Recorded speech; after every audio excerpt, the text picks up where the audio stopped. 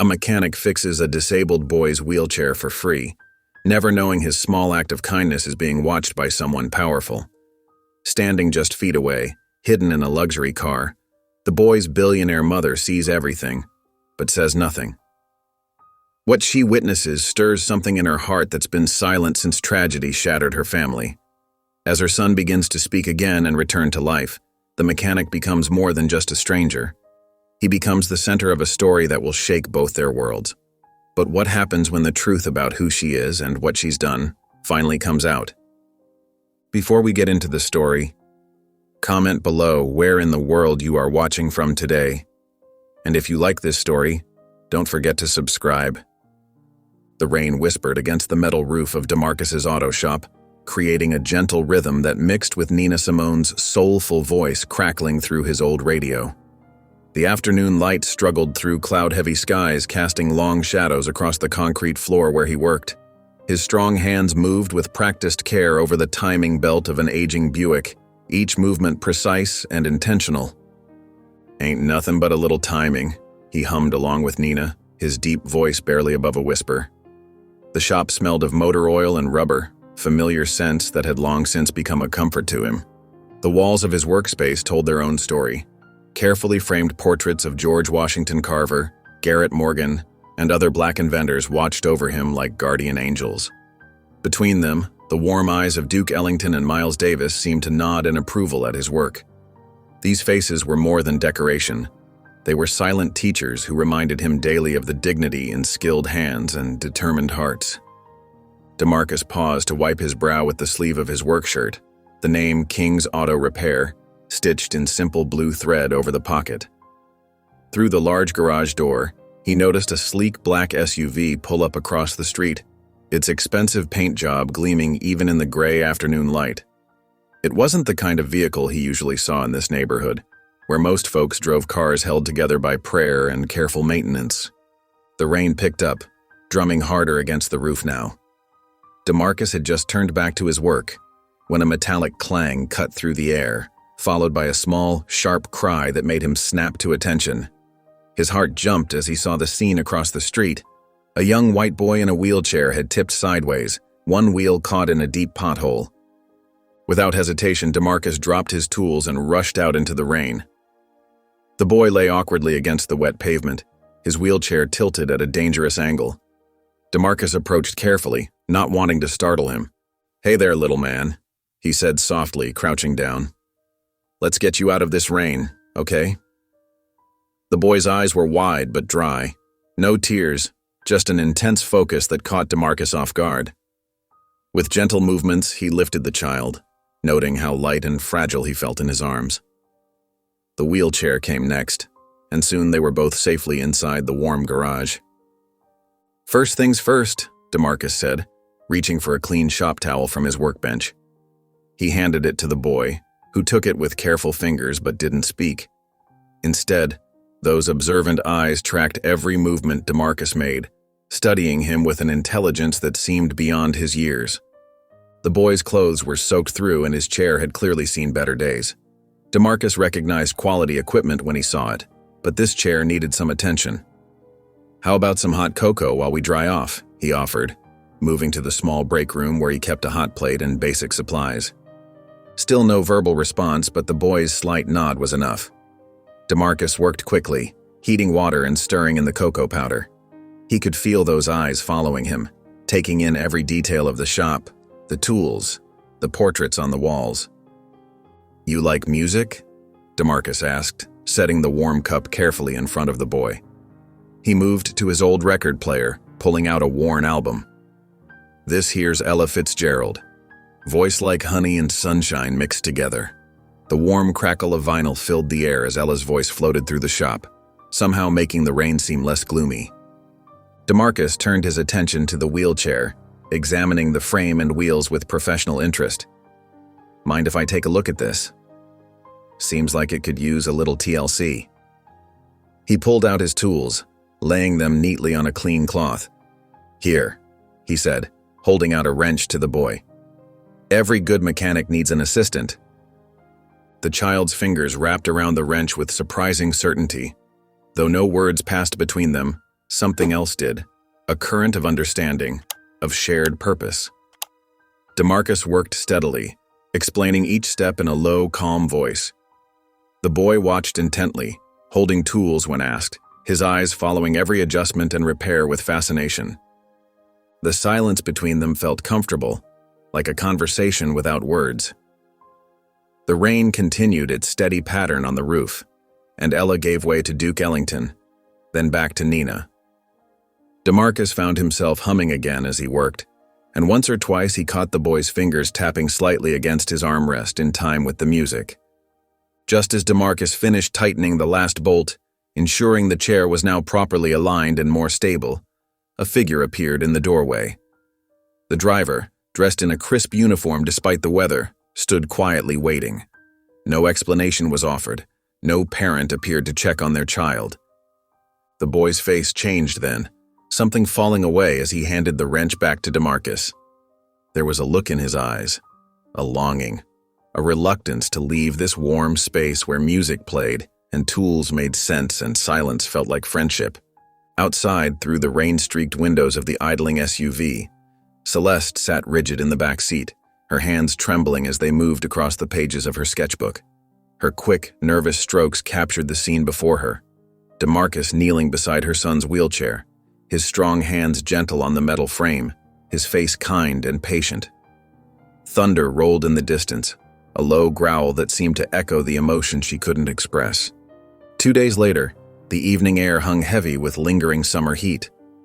DeMarcus wiped down his tools one by one, arranging them in their proper places as the day's last light filtered through the garage windows.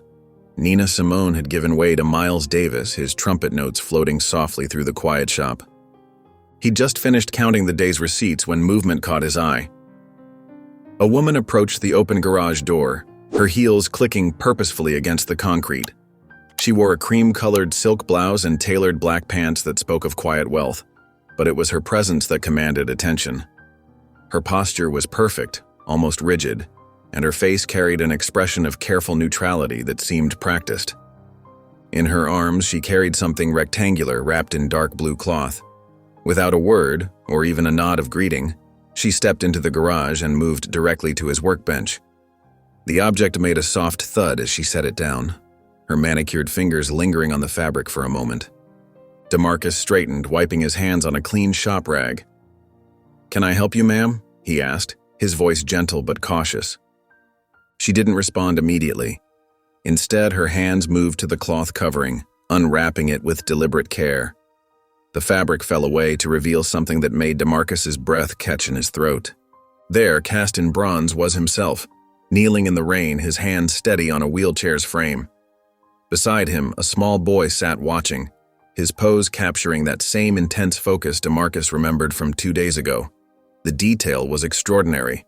Every fold in his work shirt, every curl in his short-cropped hair had been rendered with stunning precision. But it was more than just technical skill. The sculptor had somehow captured something deeper, something he usually kept hidden from the world.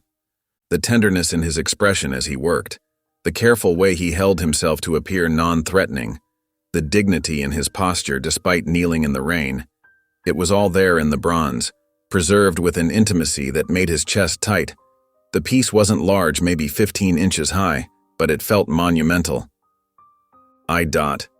DeMarcus started, then stopped, unsure what to say. His mind raced with questions. Was this some kind of elaborate thank you? A wealthy white woman's idea of charity? He'd been burned before by good intentions wrapped in privilege. The woman, elegant, distant, still unknown to him, finally spoke. "Thank you," she said, her voice controlled, but carrying an undercurrent of emotion. That day meant something. Her fingers brushed the surface of the sculpture once more before reaching into a small leather handbag. She withdrew a cream-colored business card and placed it beside the bronze figure. "His name is Luca," she continued, her eyes fixed on the sculpture rather than meeting DeMarcus's gaze. "He hasn't spoken in 2 years." DeMarcus picked up the card, reading the simple, embossed text, Celeste Alden, followed by a phone number. No title, no company name, just those 2 words in elegant script. He looked up to ask one of the dozen questions forming in his mind, but she was already turning away, her movements precise and measured. Her heels clicked against the concrete once more as she left, disappearing into the gathering dusk before he could say a word. DeMarcus stood there for a long moment, Miles Davis still playing softly in the background, staring at the bronze figures on his workbench. The detail work was incredible. He could make out the individual treads on Luca's wheelchair tires, the subtle texture of rain falling around them. After closing up the shop, he carried the sculpture home to his small apartment above a used bookstore. The space was neat but modest, filled with books on engineering and jazz history, walls decorated with more portraits of his silent mentors. He placed the bronze piece carefully on a shelf between his mother's old Bible and a framed photo of her in her nurse's aide uniform. Settling into his worn leather armchair, DeMarcus pulled out his phone and the business card. The name Celeste Alden seemed to shimmer in the lamplight as he typed it into the search bar. His thumb hovered over the screen for a moment before pressing enter. The results loaded, and DeMarcus felt his chest tighten again.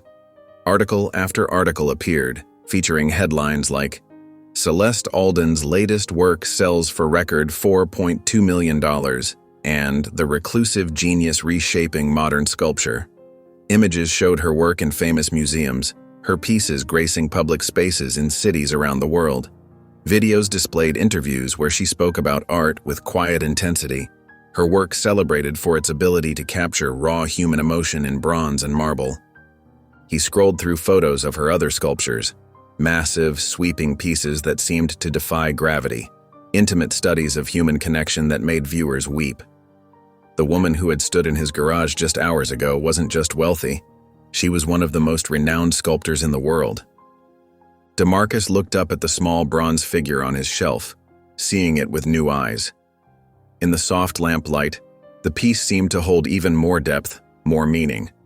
This wasn't just a thank you gift or a wealthy person's gesture. This was something else entirely. "Why me?" he whispered to the quiet room, his voice barely audible over the gentle hum of traffic outside. The bronze figures offered no answer, but their silence felt meaningful, like the quiet afternoon he'd spent with Luca, speaking without words. The next day, the morning sun cast long shadows across the street as DeMarcus approached his shop, keys jingling in his hand. He was earlier than usual, hoping to get a head start on a transmission rebuild before his first appointment. But as he rounded the corner, he stopped short. There, sitting quietly by his shop's entrance, was Luca. The boy sat perfectly still in his wheelchair, a small navy blue backpack resting in his lap. His clothes were neat and pressed, dark jeans, a light blue button-down shirt, and polished brown shoes that spoke of his mother's careful attention. But there was no sign of a driver, no black SUV idling nearby, no adult presence at all. DeMarcus scanned the street, his heart rate picking up slightly. The neighborhood was still waking up, just a few early commuters hurrying past, a woman walking her dog across the street. No one paying attention to the small boy waiting alone outside a mechanic's shop. He should call someone, DeMarcus thought. The police maybe, or child services. This wasn't right. A 6-year-old boy left alone like this. But when Luca's eyes met his, there was something so purposeful in that gaze, something that made DeMarcus pause.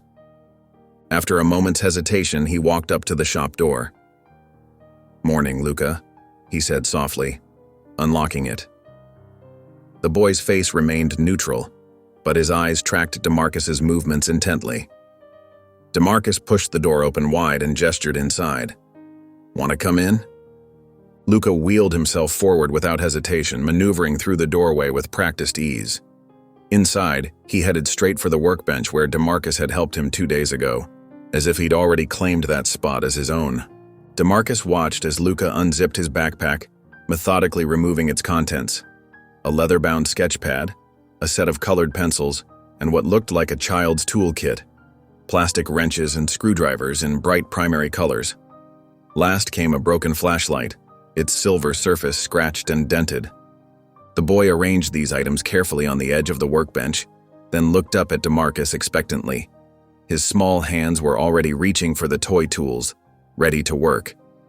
DeMarcus ran a hand over his face, weighing his options.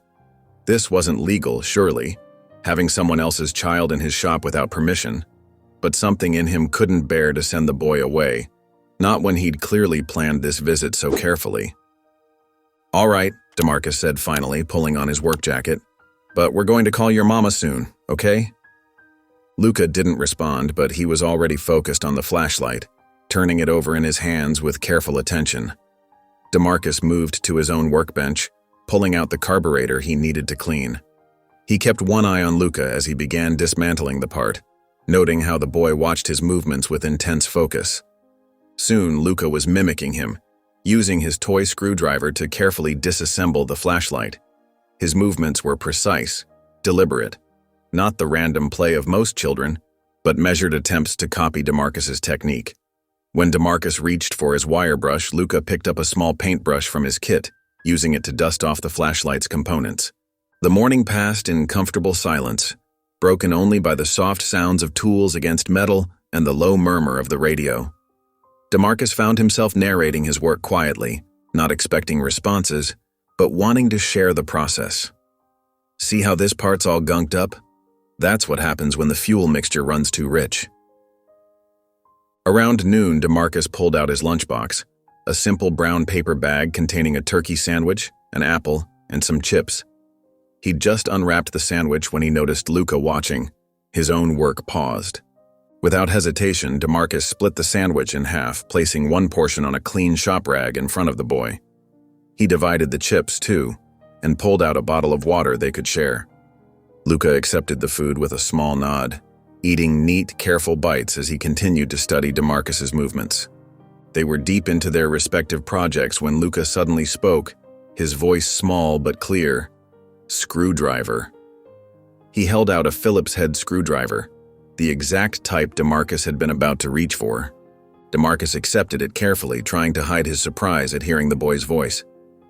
"Thank you," he said simply, using the tool to adjust a screw on the carburetor. Luca went back to his own work, but there was a slight smile playing at the corners of his mouth. The afternoon stretched on, the shop's shadows lengthening as the sun began its descent.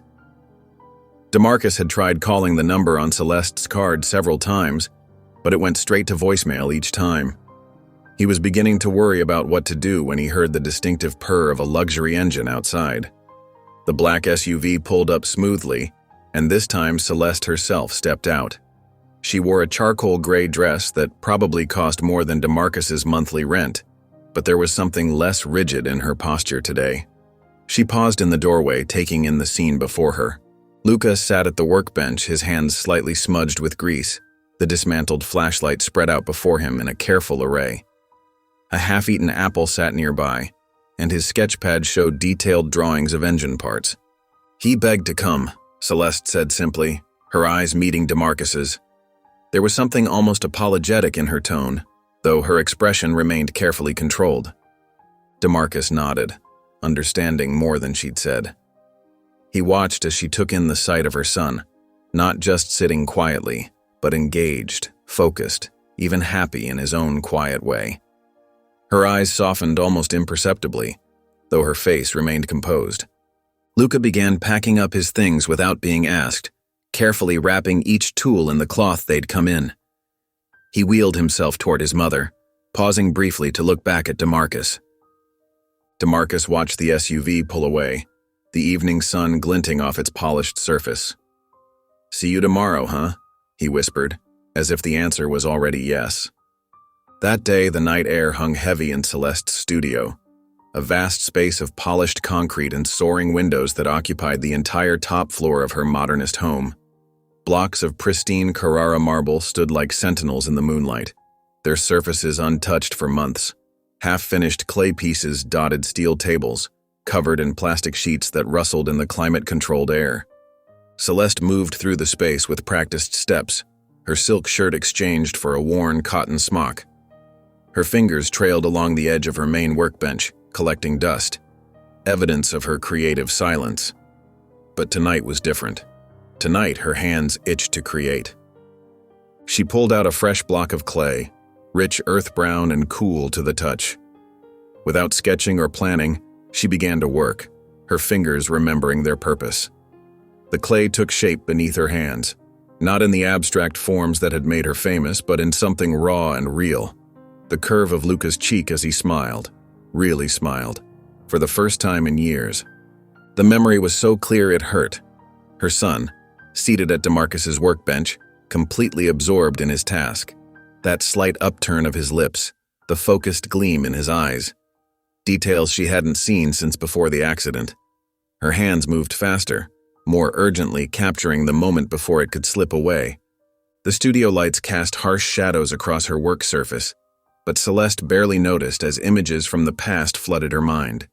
James, her late husband, standing on the deck of their sailboat, his dark hair ruffled by the wind. He'd been so alive, so present, the opposite of her careful reserve. "Come on, buddy," he'd call to Luca, then 4 years old. "Let's show Mama how to trim the jib." Luca had been fearless then, tottering across the deck in his tiny life jacket, squealing with delight as the spray hit his face. James would scoop him up, plant him safely in his lap, and guide his small hands to the ropes. "See? Just like that. You're a natural sailor, kid." Celeste's fingers faltered on the clay. The next memory came unbidden, the forecast they'd ignored, the storm that rose too quickly. James, reaching for Luca as the boom swung wild, the crack of wood, the splash, the endless waiting at the hospital. The funeral under gray skies, Luca clutching her hand so tight it hurt, but not making a sound. Not then, not since. She stepped back from the workbench, her hands trembling slightly. The clay bore the marks of her distraction. Too much pressure here, a surface too smooth there. But the essence was there. Luca, alive in a way she hadn't seen in years, watching DeMarcus work with that same focus he used to give his father. Moving to the far wall, Celeste studied the pieces that had earned her recent acclaim. Towering abstracts in marble and bronze, all sharp angles and empty spaces. Critics called them profound meditations on loss and masterworks of controlled emotion. She called them hiding places. Her therapist, Dr. Bennett, had seen right through them. "You're processing," she'd said during their last session, "but you're not connecting. Art can be a bridge or a barrier, Celeste. Right now you're building walls." Celeste had dismissed the observation with a practiced smile. "I'm connecting with collectors. My last piece sold for 8 figures. "That's not what I mean, and you know it." The memory made Celeste uncomfortable. She turned back to her workbench, to the small clay figure taking shape. The sculpture she'd given DeMarcus, him kneeling beside Luca in the rain, had been different. No planning, no careful consideration of market appeal or gallery placement. Just pure instinct, her hands working through the night to capture something real, something that made her chest ache with its simplicity. Her phone buzzed on the steel table, making her jump. The screen showed a missed call notification from earlier, DeMarcus King. She pressed play on the voicemail, his warm voice filling the sterile space. "Mrs. Alden, it's DeMarcus. Just wanted to let you know about Luca's visit today. I think your son's pretty special. Quiet, but smart as hell. He's welcome anytime, just thought you should know." The message ended. Celeste stood motionless, the phone cool in her hand. The clay figure of Luca seemed to watch her from the workbench, his unfinished face holding that hint of a smile she'd seen today. Without letting herself think too much about it, she moved to the storage closet. Her hands found a sturdy cardboard box, and she began to fill it methodically. A set of basic tools, still in their original packaging. A pair of child-sized work gloves she'd ordered months ago in a moment of hope. A leather-bound notebook with blank pages waiting to be filled. She arranged everything carefully, the way Luca liked things arranged. The box sat ready on her workbench, a silent promise for tomorrow. She didn't call DeMarcus back. Not yet. But as she looked at the clay figure of her son, his hands busy with imaginary tools, she felt something shift, like ice breaking up after a long winter, letting something warm flow through. The morning sun had barely cleared the horizon when DeMarcus pulled into the alley behind his garage. The air was crisp, carrying the promise of another warm day. As he rounded the corner to the front entrance, He spotted a familiar figure waiting by the door. Luca, seated patiently in his wheelchair, a large shoebox balanced carefully on his lap. DeMarcus's face broke into a warm smile. "Well, good morning, early bird." He noticed the box was wrapped neatly in brown paper, with precise corners that spoke of careful hands. A small note was taped to the top, "From Mom for the garage." Luca's eyes followed DeMarcus as he unlocked the heavy door, its hinges groaning in their morning ritual. The boy wheeled himself inside with practiced ease, making his way to what had become his usual spot near the workbench. He held the box out to DeMarcus with both hands, his expression expectant. "This for me to open?" DeMarcus asked, setting his coffee down. Luca nodded, his fingers drumming lightly on his armrests. DeMarcus carefully removed the paper, making sure not to tear it. Something told him Luca would appreciate that. Inside, he found a collection that made his heart squeeze. A pair of child-sized work gloves, still stiff with newness. Real mini-tools, not toys but actual quality pieces scaled down for small hands. Safety glasses that looked like they'd been specially ordered. And at the bottom, a leather-bound notebook with Luca's projects embossed in simple, elegant letters. He held up the gloves, turning them over in his hands. They were exactly like his own work gloves, just smaller. Professional grade, with reinforced palms and adjustable wrist straps. Someone had put real thought into this. "Your mom picked these out?" he asked softly. Luca nodded, reaching for the safety glasses. He put them on, then looked up at DeMarcus with such a serious expression that DeMarcus had to bite back a smile. "You know what?" DeMarcus said, straightening up. "I think it's time we made this official." He moved to the corner of the garage where he kept his spare parts and began clearing a space. There was an old workbench there, smaller than his main one, perfect for a junior mechanic. As he worked, he could feel Luca watching intently. DeMarcus cleaned the surface, adjusted the height, and arranged the new tools carefully on a magnetic strip he installed at eye level for someone in a wheelchair. "This," he announced, stepping back, "is the junior bench. What do you think?" Luca wheeled closer, examining everything with careful attention. His hand reached out to touch the magnetic strip, testing its strength. "That's a ratchet," he said suddenly, pointing to one of the tools. His voice was quiet but clear, like a bell ringing in an empty room. DeMarcus kept his face neutral, though his heart jumped at hearing the boy speak. "That's right. You know your tools." Luca's fingers traced the outline of each tool, naming them silently to himself. Then he looked up at DeMarcus. "Can I try?" "Sure thing, buddy." DeMarcus moved to his storage shelf and returned with an old radio he'd been meaning to fix. "How about we see what's wrong with this?" They settled into work, Luca donning his new gloves with careful precision. DeMarcus showed him how to remove the back panel, explaining each step in simple terms.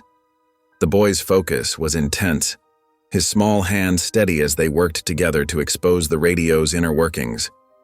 "You smell like coffee and tires," Luca observed matter-of-factly, not looking up from the radio. DeMarcus chuckled, surprised by the observation. "That's probably true. Hazard of the job."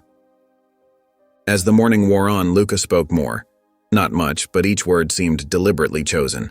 He asked questions about the radio's components, followed instructions carefully, and even cracked a tiny smile when they successfully removed a damaged wire.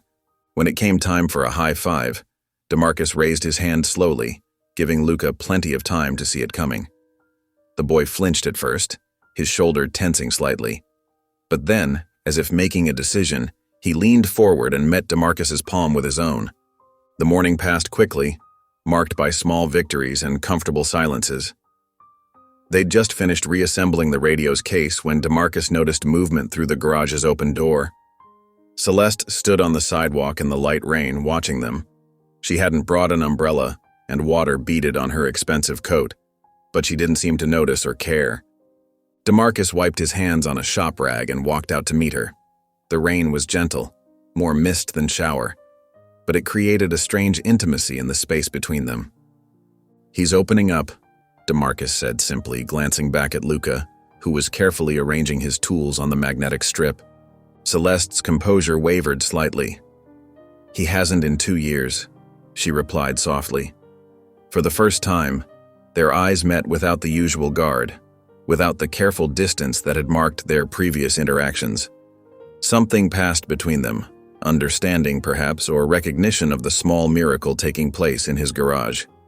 Then, as quickly as the moment came, it passed.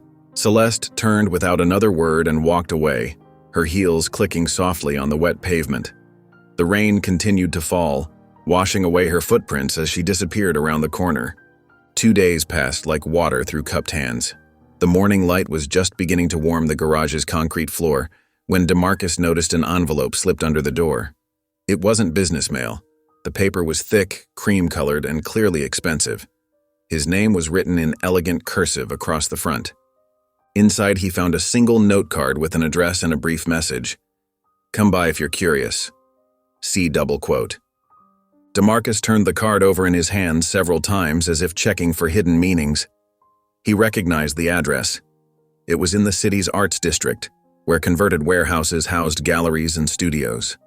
Throughout the day, as he worked on engines and adjusted timing belts, his eyes kept drifting to the invitation propped against his coffee mug. When evening came, he stood in front of his locker longer than usual, staring at his work clothes. Finally, he changed into the clean shirt he kept for client meetings and his least worn pair of jeans. The drive to the arts district took 20 minutes, each one filled with second thoughts. The studio occupied the top floor of an old brick building. DeMarcus took the freight elevator up, its ancient mechanism groaning with each floor. When the doors opened, he found himself in a vast space that seemed to breathe light. Floor-to-ceiling windows lined 3 walls, and the setting sun painted everything in soft amber and long shadows. The studio was immaculate, almost sterile. White walls, polished concrete floors, and carefully arranged workstations created an atmosphere more like a laboratory than an artist's workspace. Unfinished sculptures stood like silent sentinels, some abstract, twisting forms that seemed to defy gravity, others more recognizable but raw, faces emerging from rough stone with expressions of profound emotion. "You came?" Celeste's voice carried across the space. She stood near a large window, wiping her hands on a cloth. She wore simple black clothes, her hair pulled back severely, but there were smudges of clay on her forearms. "Seemed rude not to," DeMarcus replied, his voice quiet in the vast space. He moved carefully through the room, conscious of his work boots on the pristine floor. As he walked, something caught his eye, a half-covered sculpture near the center of the room. Even partially draped, he could make out the figure of a child, arms raised in what looked like pure joy. The face was unmistakably Luca's, but the expression was foreign to him. "That ain't how he looks when I see him," DeMarcus said, gesturing to the sculpture. Celeste's movement stilled. "That's how he used to look," she said softly. After a moment, she added, "Before the accident." She moved to an electric kettle in a small kitchenette area. "Tea?"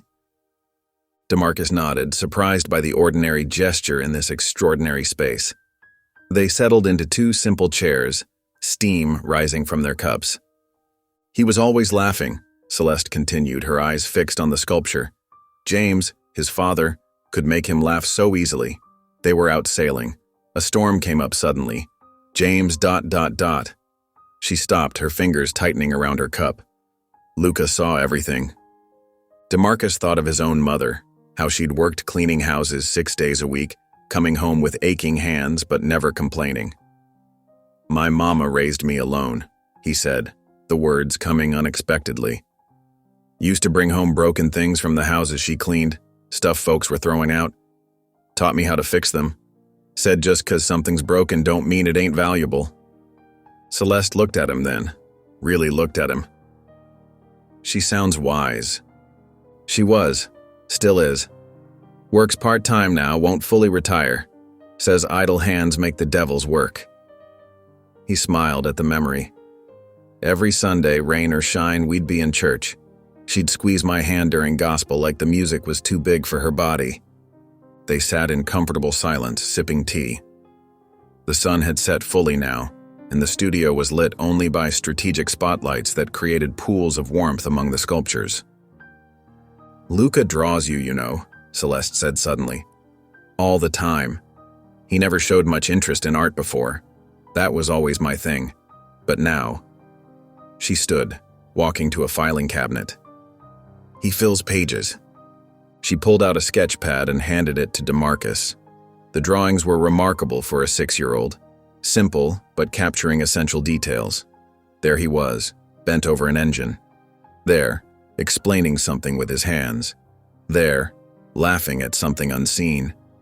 "He sees you," Celeste said simply. DeMarcus handed the pad back carefully. As he did, his eye caught something in a darker corner of the studio. He walked over, drawn by what looked like familiar shapes in the shadows. It was a small workspace, intimate compared to the rest of the studio. The walls were covered in charcoal sketches, dozens of them, all of him. DeMarcus working, DeMarcus thinking. DeMarcus focused on delicate mechanical work.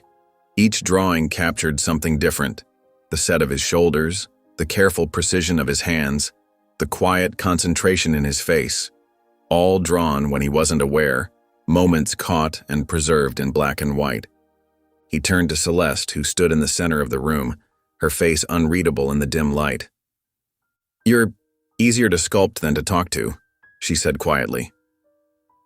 DeMarcus looked back at the wall of sketches, then at her, unable to find words. After a moment, he simply nodded and walked to the elevator. The ride down was silent, the ancient mechanism groaning less than his thoughts. Days later, the morning sun had barely cleared the horizon when DeMarcus unlocked the garage doors, rolling them up to welcome the neighborhood. Every third Saturday was Community Repair Day, a tradition he'd started 5 years ago when he noticed how many people were throwing away fixable items simply because they couldn't afford repairs. The cool morning air rushed in, carrying the scent of fresh dew and possibility. He'd barely finished setting up his workstations when he heard the familiar whir of wheels. Luca was there, early as usual, with a small backpack and an expectant look on his face. His eyes, bright with anticipation, followed DeMarcus's movements. DeMarcus reached into his pocket and pulled out a white sticker with "Staff" written in bold black letters. "You earned this, partner," he said, carefully placing it on Luca's chest.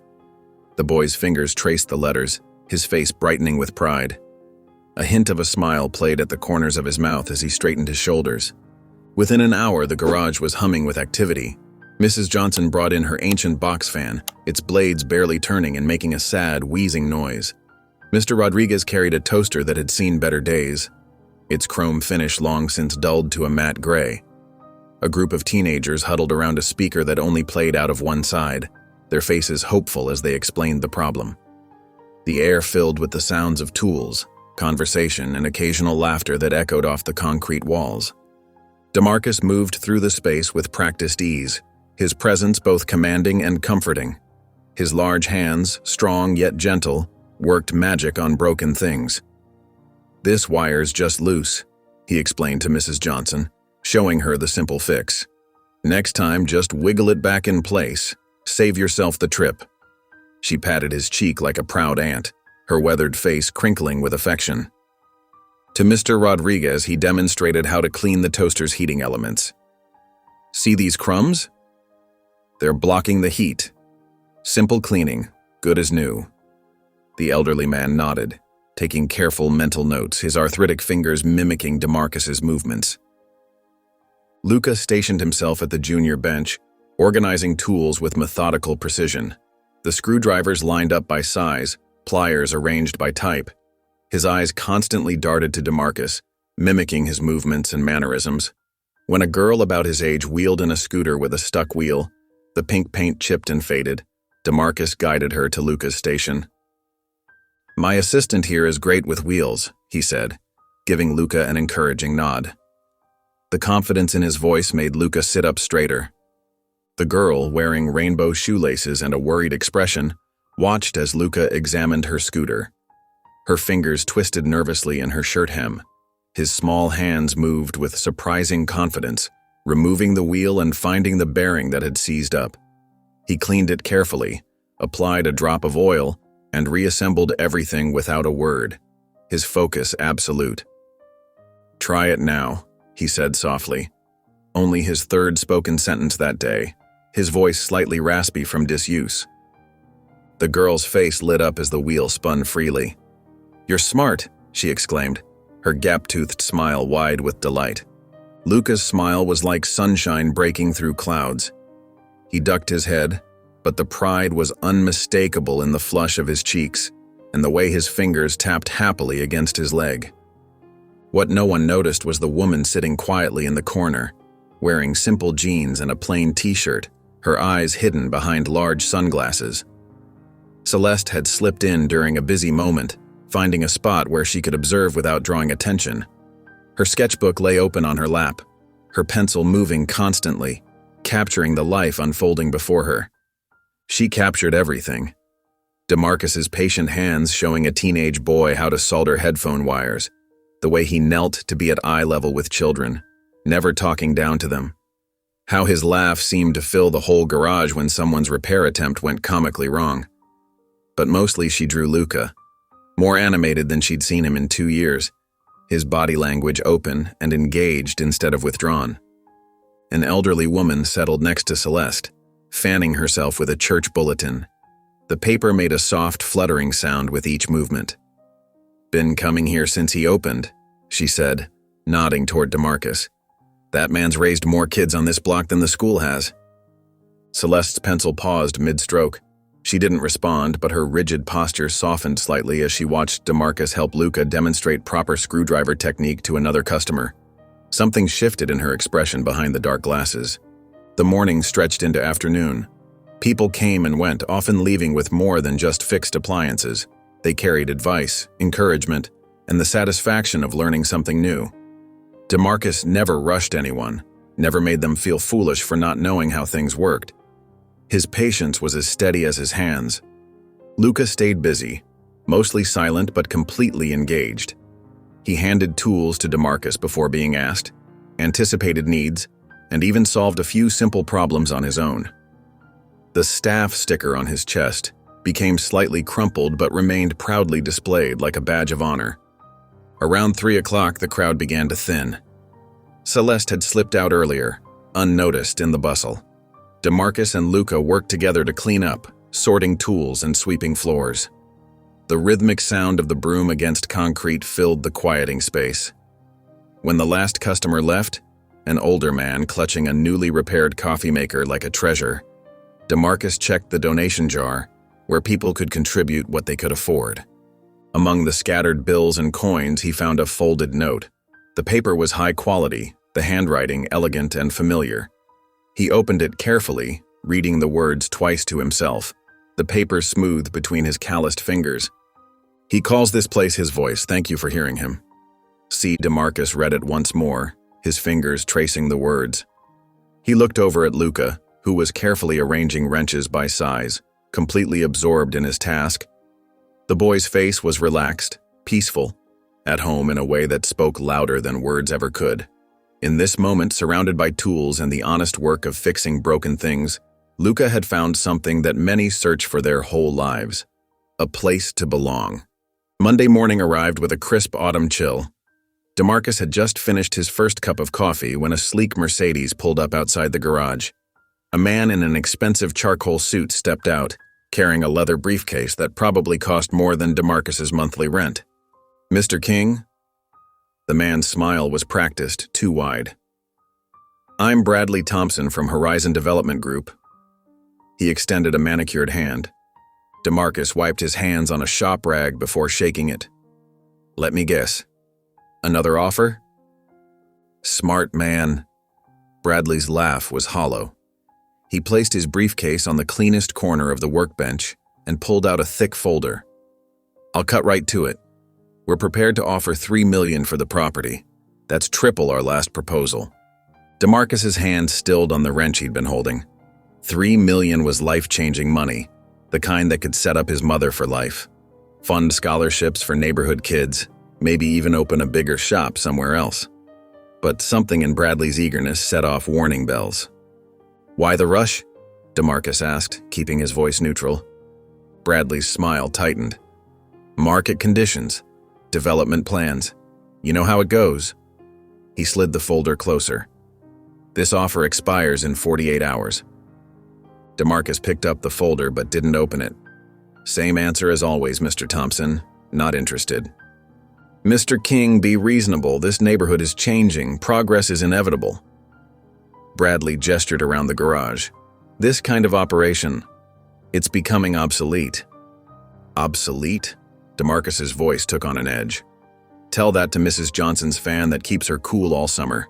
Tell that to the kids who learn basic engineering right here instead of getting into trouble. He handed the folder back. My answer's still no. Bradley's friendly facade cracked slightly. You might want to reconsider. The next offer won't be as generous. The threat, though veiled, was clear. DeMarcus straightened to his full height. We done here? After Bradley left, the encounter nagged at DeMarcus. Something felt different this time. More pressure, more urgency. He was still mulling it over when old Joe came in with his perpetually dying lawnmower. You look troubled, son, Joe said, settling into his usual chair while DeMarcus examined the mower's spark plug. DeMarcus told him about the morning's visitor. Joe listened, nodding slowly. Funny thing about those developers, Joe mused. They keep trying, but something always blocks the deal at the last minute.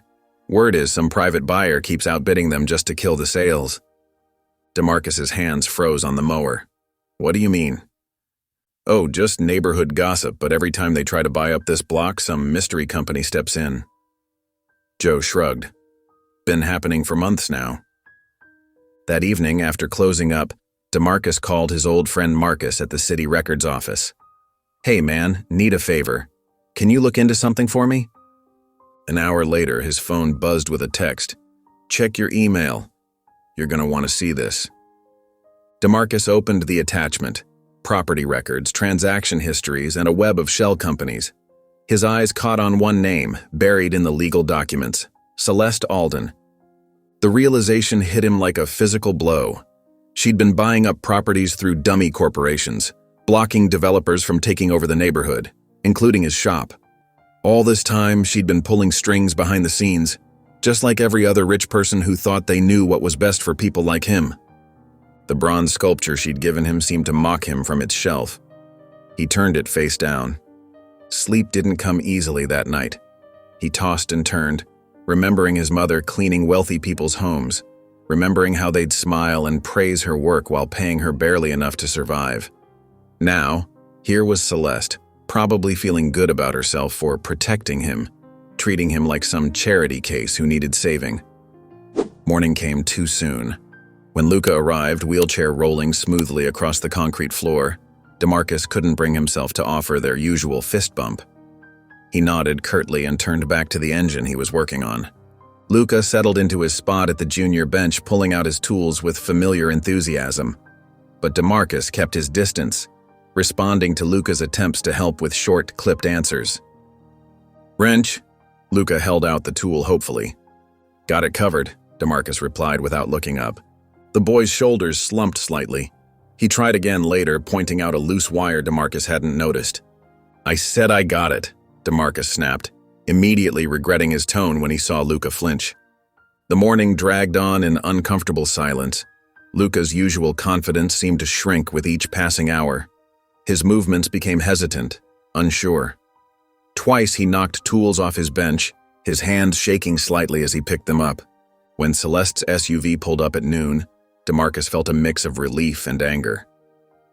Luca packed his things slowly, casting uncertain glances at DeMarcus, who kept his back turned, pretending to be absorbed in his work. Finally, he turned around. Luca sat in his wheelchair, looking small and confused. Celeste stood in the doorway, her expression unreadable. Tell your mom I don't need saving, DeMarcus said flatly. Confusion flickered across Celeste's face, followed by something that looked like hurt. Without a word, she wheeled Luca out to the car. Through the garage windows, DeMarcus watched as they drove away. In the back seat, Luca's small frame began to shake with sobs, the first tears DeMarcus had ever seen from him. The sight made his chest ache, but he turned away, forcing himself to focus on the engine in front of him, even as his own vision blurred. That evening, the setting sun cast long shadows through the floor-to-ceiling windows of Celeste's modernist home. She stood motionless, her slim figure silhouetted against the amber light, her phone clutched in one hand. DeMarcus's contact information glowed on the screen, his name a silent accusation. Her thumb hovered over the call button, then retreated. Across the minimalist living room, Lucas sat at his small drawing table, hunched over a piece of paper. The scratch of his pencil was the only sound breaking the heavy silence. Every few minutes he would look up at his mother, his eyes carrying questions she couldn't answer. The day's tears had dried on his cheeks, leaving faint tracks that made Celeste's heart constrict. "Did he stop liking me?" Luca's voice was barely above a whisper, fragile and uncertain. Celeste's fingers tightened around her phone. She kept her gaze fixed on the darkening horizon, unable to face her son's pain. The question hung in the air between them, unanswered. What could she say? That she had tried to help and somehow made things worse? That adults sometimes let their pride and assumptions poison the purest connections? In the quiet of her home, usually a sanctuary of controlled perfection, the absence of words felt suffocating. The sleek furniture and carefully curated art pieces that normally brought her comfort now seemed cold, distant, much like she had been for so long. Across town, DeMarcus's garage hummed with the sound of tools against metal, though his usual rhythm was off. He'd stayed late, telling himself he had work to catch up on, but truth was, he couldn't bear to go home to his empty apartment, not with his thoughts so loud. The radio played softly in the background, Nina Simone again, her voice rich with emotion he wasn't ready to face. His hands moved mechanically over an alternator, but his mind kept drifting. The memory of Luca's tears played on repeat, accompanied by a slideshow of moments he'd rather forget. The developer's smug smile, the property records on his phone, Celeste's face in the doorway. "Just disappointed," he muttered to himself, tightening a bolt with more force than necessary. The word felt hollow, insufficient. Disappointed in what? In Celeste for trying to protect his livelihood? In himself for letting his pride hurt a child who'd done nothing wrong? His eyes kept straying to the donation jar on his desk, remembering Celeste's note about Luca finding his voice here. He thought about all the times she'd watched from a distance, sketching, observing. Had she been calculating, manipulating? Or had she been seeing something else? Something real and valuable that she wanted to preserve. The next morning brought no relief. DeMarcus opened the shop early, half expecting to see Luca waiting on the doorstep as usual. The empty sidewalk felt wrong somehow, like a familiar song missing its chorus. He set up the junior bench out of habit, then caught himself and stopped. The day crawled by. Every time the door chimed, he looked up, hoping to see a wheelchair rolling in. But Luca didn't come. The garage felt bigger somehow, emptier. Even his regular customers noticed the difference. "Where's your little assistant?" Mrs. Rodriguez asked when she came to pick up her car. "I brought him those cookies he likes." DeMarcus managed a tight smile. "Taking a break," he said, and busied himself with her paperwork. The second day without Luca was worse. DeMarcus found himself reaching for tools that weren't there, turning to share observations with empty air. The silence that had once been comfortable now felt heavy, accusatory. He caught himself checking his phone more often than usual, though he wasn't sure what he was hoping to see. On the third day, DeMarcus arrived at the garage just as the sun was rising. The morning light slanted through the windows, illuminating dust motes in golden beams. His footsteps echoed as he made his way to the back, where Luca's toolbox sat untouched on the junior bench. He hadn't meant to look inside, hadn't wanted to face another reminder of his mistake. But something about the way the box sat there, patient and waiting, drew him closer. When he lifted the lid, his breath caught in his throat. There, on top of the carefully arranged tools, lay a folded piece of paper. DeMarcus picked it up with hands that suddenly felt clumsy. As he unfolded it, the sketch inside made his chest tight. It was him, rendered in careful pencil strokes, holding a wrench and wearing the warm smile he usually reserved for Luca. The detail was impressive. The creases around his eyes, the concentration in his posture, the gentle strength in his hands. But it was the words beneath the drawing that broke him. In shaky, determined handwriting, "I didn't want to leave." I wanted to fix. DeMarcus exhaled slowly, feeling something crack open inside his chest. Guilt bloomed behind his ribs, spreading like ink in water.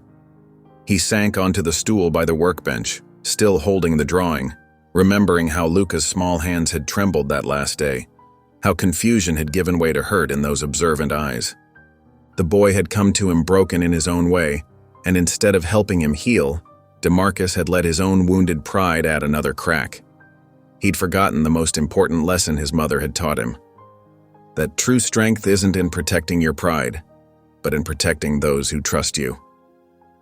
The morning light continued to fill the garage, touching tools and machinery with gold, while DeMarcus sat motionless, holding a child's drawing and feeling the weight of his mistake settle heavily around his shoulders. That night, the white walls of Celeste's studio seemed to pulse with an unfamiliar energy. Moonlight streamed through the skylights, casting long shadows across the concrete floor. Her phone buzzed insistently on a nearby table, her agent's name flashing for the 5th time that evening. She let it ring, the vibration echoing in the cavernous space like a distant heartbeat. In her hand, a heavy bronze hammer felt foreign yet familiar. Her eyes fixed on the sculpture of DeMarcus and Luca, the piece that had started everything. Under the stark studio lights, its polished surface gleamed with an artificial perfection that suddenly felt wrong. Gallery-ready, sanitized. Nothing like the raw warmth she'd witnessed in that garage where tools hung from pegboards and grease stains told stories of honest work. The hammer trembled slightly in her grip as she raised it. One swift movement could shatter the facade, could break apart this reminder of her presumption. But something stopped her. Her late husband's voice echoed in her mind, clear as if he were standing beside her. Art doesn't fix pain. It holds it in place long enough for you to face it. Words he'd spoken during their last trip to Florence, standing before Michelangelo's unfinished slaves. Celeste lowered the hammer slowly, her breath evening out. Instead of destroying the piece, she moved closer, studying the curves and angles with new eyes. The surface was too smooth, too controlled, just like everything else in her life since the accident. With deliberate movements, she began to work, not to destroy but to transform. Her tools changed: chisels, files, rough cloth. She stripped away the gallery finish, revealing the metal's natural texture underneath. Her hands moved with precision born from years of practice, but now they sought imperfection rather than polish. She worked on DeMarcus's face, deepening the laugh lines around his eyes, adding the slight asymmetry she'd noticed when he smiled. The fabric of his coveralls gained texture, worn spots, creases that spoke of honest work and long days spent bent over engines. Hours slipped by unnoticed. Her phone had gone silent, but emails continued to pile up, urgent messages about gallery deadlines and waiting collectors. She ignored them all. This piece wasn't for them. This was about truth, about capturing the moment a man's calloused hands had somehow reached her son when her manicured ones couldn't. As she worked, memories surfaced like bubbles in still water. Her husband teaching Luca to tie sailing knots, laughing at their son's determined concentration. The same expression she'd seen on Luca's face as he worked at his junior bench. She added that detail to the sculpture, the slight furrow between Luca's brows, the way his shoulders hunched forward in focus, the tilt of his head that showed complete absorption in the moment. The piece began to transform under her hands, no longer a pristine celebration of charity, but something messier, more honest. She called it ordinary mercy, though there was nothing ordinary about the way DeMarcus had reached through her son's silence, or how a simple garage had become sacred space, a place where broken things were made whole again. Across town, DeMarcus sat in his darkened kitchen, his phone displaying Celeste's number. The guilt that had been building all day finally pushed him to action. He pressed dial, listening to the rings echo in his ear. No answer. He almost felt relieved, unsure what he would have said anyway. Instead, a text message appeared moments later. "Come by tomorrow. Bring oil-stained hands." He stared at those words for a long time, trying to decode their meaning. They weren't an accusation or an apology. They were an invitation to something real, something neither of them could control or predict. His thumb hovered over the reply button before he simply typed, "I'll be there." The next morning, DeMarcus stood outside her studio door, his hands still bearing traces of motor oil from an early morning oil change. He'd thought about cleaning up, but her text had been specific. The door felt more intimidating than any luxury car he'd ever worked on. He knocked once, then twice before turning the handle. When he finally entered, the space felt different from his previous visit. Less austere, more lived in. Tools lay scattered across work surfaces, clay dust hung in the air, and in the center of it all stood Celeste. She looked exhausted, hair pulled back messily, smudges of metal polish on her face, but her eyes were clear and focused as she worked on the familiar sculpture. She didn't look up immediately, taking a moment to make one final adjustment before stepping back. When she finally spoke, her voice was quiet but steady. "You were right. I was trying to save something, but I wasn't honest about what—" DeMarcus moved closer, studying the transformed piece. Gone was the perfect finish, replaced by something that looked like it had been shaped by life itself. He could see himself in it now, not just his image but his essence. The way his hand rested protectively on Luca's shoulder, the slight tilt of his head when he was really listening. "The shop," Celeste continued, setting down her tools. "It reminded me what human-sized kindness looked like. After James died, everything became either too big or too small. Gallery shows, museum installations, charity galas, or complete isolation. Nothing in between, nothing real." She ran her fingers along a workbench, leaving a trail in the dust. "I forgot what it felt like to make something just because it mattered, not because it would sell." DeMarcus leaned against a workbench, his posture relaxed despite the weight of her words. "I didn't know how to receive help without feeling owned," he admitted. "Been independent so long, it became my armor. When I found out about the property deals," he shook his head.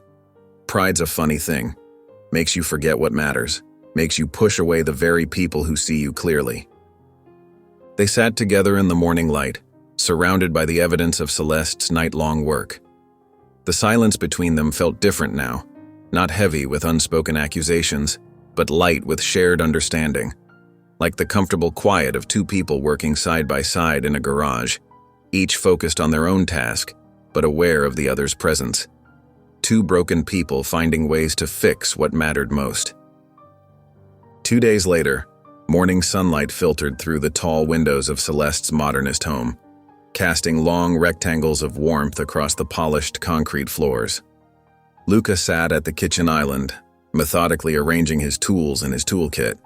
His small hands moved with careful precision as he polished his tiny wrench with a soft cloth, his face a picture of quiet concentration. The kitchen's pristine silence was broken only by the gentle click of Celeste's heels as she paced, phone pressed to her ear. Her voice carried a warmth that had been absent for months. "Yes, around 9, she said into the phone. "He's been ready since dawn." On the other end, DeMarcus's chuckle came through clear and familiar. "Tell him the junior bench is waiting. Got a broken radio that needs his expertise." Celeste watched as Luca's eyes lit up at the mention of the garage. He couldn't hear DeMarcus's words, but he seemed to sense their meaning, his hands moving faster as he packed his safety glasses. "He's practically vibrating with excitement," Celeste said, allowing herself a small smile. "I haven't seen him this eager since—" She trailed off, the weight of unspoken memories hanging in the air.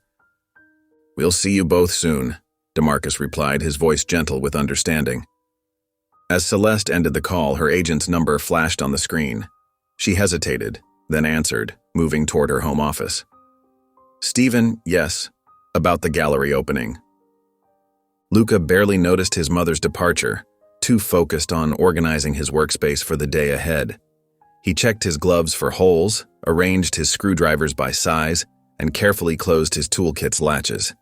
The agent's voice grew animated through the phone, discussing deadlines and contracts.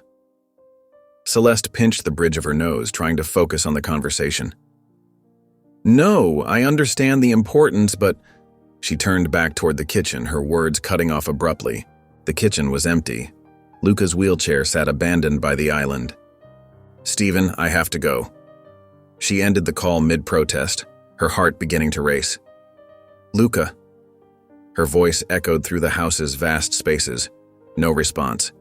She moved quickly through the rooms, calling his name with increasing urgency. The toolkit was gone. His gloves were missing. Every empty doorway sent a fresh wave of panic through her chest. Her hands shook as she dialed DeMarcus's number. "Is he there?" she asked without preamble. "Did he somehow—" "What?" "No, I haven't seen him." DeMarcus's voice sharpened with concern. "What happened?" "He's gone. I stepped away for a moment. His chair is here, but he's—" Celeste's voice cracked. "I'm calling everyone. Please, if he shows up—" "I'll look around the neighborhood," DeMarcus promised. "He knows this area. He's smart. We'll find him." The next hour passed in a blur of frantic phone calls. Celeste contacted her household staff, neighbors, even local hospitals. Each negative response tightened the knot in her stomach. The city seemed to grow larger and more threatening with each passing minute, full of dangers she couldn't control. Meanwhile, at the garage, DeMarcus had been searching the surrounding blocks when something made him pause. A slight movement caught his eye through the shop's back window, a shadow where there shouldn't be one. He moved quietly through the main workspace toward the dim back room. The space was cluttered with old parts and supplies, rarely used except for storage. As his eyes adjusted to the darkness, he spotted a small figure curled up on a pile of worn blankets in the corner. Luca lay there, his toolkit clutched tightly to his chest like a shield. His face was streaked with dried tears, but his expression was peaceful, almost resolute. He didn't seem surprised to see DeMarcus. "Hey, buddy," DeMarcus said softly, keeping his distance to avoid startling the boy. "Your mom's real worried about you." Luca's grip on the toolkit tightened slightly, but he didn't move away. DeMarcus pulled out his phone, typing a quick message to Celeste. "He's here." Safe. Back room of the shop. Within minutes, they heard the screech of tires outside. Rapid footsteps approached, and Celeste burst into the back room, her usual composed demeanor shattered. Tears streamed down her face, her breath coming in short gasps. "Luca!" She started forward but stopped short when she saw his calm expression. Luca didn't speak immediately. Instead, he pointed to DeMarcus, his small finger steady and deliberate. Then, in a voice barely above a whisper, he said, "I wanted to go where love doesn't feel afraid." The words hung in the air, simple but devastating in their truth. Celeste sank to her knees beside him, her shoulders shaking. Luca allowed her to pull him into her arms, his toolkit finally loosening from his grip. DeMarcus turned away, moving toward the door to give mother and son privacy in their reunion. But before he could step away, he felt a touch on his wrist. Celeste's fingers were trembling but firm, holding him in place. The contact was brief but intentional, a bridge between their separate worlds, an acknowledgement of something neither of them could yet name. The morning light filtered through the dusty windows of the back room, casting long shadows across the three figures. The boy who had found his voice, the mother learning to listen, and the man who had shown them both what it meant to be unafraid of love. The evening settled over the garage like a soft blanket, bringing with it the kind of quiet that made secrets easier to share. The fluorescent lights had been switched off, replaced by the warm glow of an old desk lamp, and the last traces of sunset filtering through the dusty windows. Nina Simone's voice drifted from the radio, gentle and knowing, as DeMarcus, Celeste, and Luca sat on upturned wooden crates arranged in a small circle. Tools hung on the walls like silent witnesses, their shadows stretching and dancing in the dim light. The air smelled of motor oil and the coffee DeMarcus had brewed earlier, its empty cups sitting on his workbench. Luca was tinkering with an old pocket watch, his small fingers moving with careful purpose. DeMarcus watched the boy work, noting how his shoulders had relaxed since the morning's drama. The question had been building in his throat all day, heavy with the weight of things unsaid. Finally, he looked at Celeste and asked softly, "What happened to his father?" The words landed between them like stones in still water.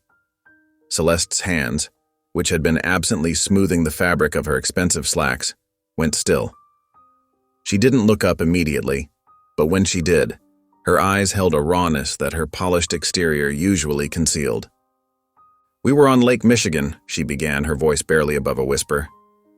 James, that was his name, loved sailing. He'd been teaching Luca since he could walk.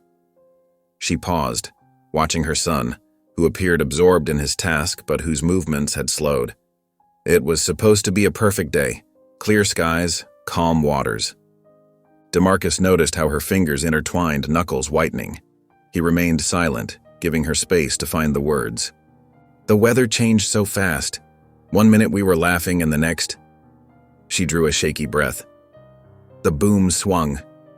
James pushed Luca out of the way, but he didn't have time to... Her voice cracked and she pressed her lips together. Luca's hands had gone completely still now, the pocket watch forgotten in his lap. "Luca saw everything," Celeste continued, her composure crumbling like wet sand. "He screamed for so long in the rescue boat. And then, he just stopped. Hasn't spoken more than a few words since that day. Until now. Until here." She gestured vaguely at the garage, at DeMarcus, at the space that had somehow become sacred ground for their healing. "I thought I was protecting him," she admitted, shame coloring her words. "I withdrew from everything, everyone, threw myself into my work, created these massive cold pieces that critics called revolutionary but felt hollow." A bitter laugh escaped her. "I thought giving him silence was kindness, matching his quiet with my own. Instead, I just..." She looked at her son, tears finally spilling over. "I buried us both." DeMarcus absorbed her words, feeling their weight settle in his chest. The radio crackled softly, switching to a new song, something slow and blues heavy. He recognized the ache in her voice, the particular gravity of loss that pulled everything into its orbit. "My mama," he said finally, his deep voice gentle. "She taught me everything I know about this." He gestured to the tools surrounding them. Said working with your hands was sacred. That when you fix something broken, you're doing God's work in miniature. Celeste turned to him, really looking at him now, seeing past her own pain. "She cleaned houses for rich folks," he continued. "Worked herself to the bone making sure I had books, tools, chances she never got." His jaw tightened slightly. "Found her one morning in some luxury penthouse on the Gold Coast. Heart attack, while the owners were vacationing in Paris." The silence that followed felt different, heavier with understanding. Their pain wasn't the same, but it rhymed, like different instruments playing the same sad song. "She'd have loved this place," DeMarcus said, looking around at the garage she'd helped him dream into existence. "Loved seeing kids like Luca learning to build instead of break." They talked as the sky outside deepened from blue to purple to lavender, about grief and guilt, about the weight of expectations, about the different ways people carry their damage. Luca dozed off between them, his small body gradually leaning into DeMarcus's arm, the pocket watch still clutched in his hands. The conversation flowed naturally, like water finding its level. They spoke of their fears, Celeste's terror of losing Luca, to the same silence that took her husband, DeMarcus's struggle with accepting help from someone whose world had once consumed his mother's life. They talked until the stars emerged, visible through the garage's high windows. Finally, Celeste stood, gathering Luca gently into her arms. The boy stirred slightly but didn't wake, his face peaceful in sleep. She paused at the garage door, her silhouette sharp against the night sky. Then, barely loud enough to hear, she said, "You don't have to love me, but you've already helped me live again." DeMarcus remained silent, watching as she walked into the darkness, Luca's head resting on her shoulder. The sound of car doors opening and closing, the soft purr of an engine, then silence. He looked down at his hands, scarred from years of work, stained with the day's labor, steady as always. The garage felt different now, charged with the electricity of shared truths. "Maybe living's a good place to start," he whispered to the empty space, his words mixing with the last notes of jazz floating from the radio. The next day, the morning sun crept through the garage windows, casting long shadows across the concrete floor as DeMarcus unlocked the door.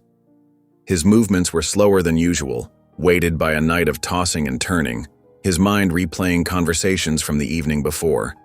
The familiar scent of oil and metal greeted him, but something felt different, charged, like the air before a storm. He flicked on the lights, their fluorescent buzz filling the space, and headed toward his workbench. That's when he saw it. A cream-colored envelope propped against his toolbox, his name written in elegant script he recognized immediately as Celeste's. The paper was thick, expensive, the kind that spoke of marble floors and crystal chandeliers. DeMarcus stood there for a moment, coffee cup suspended halfway to his lips, before setting it down and picking up the envelope.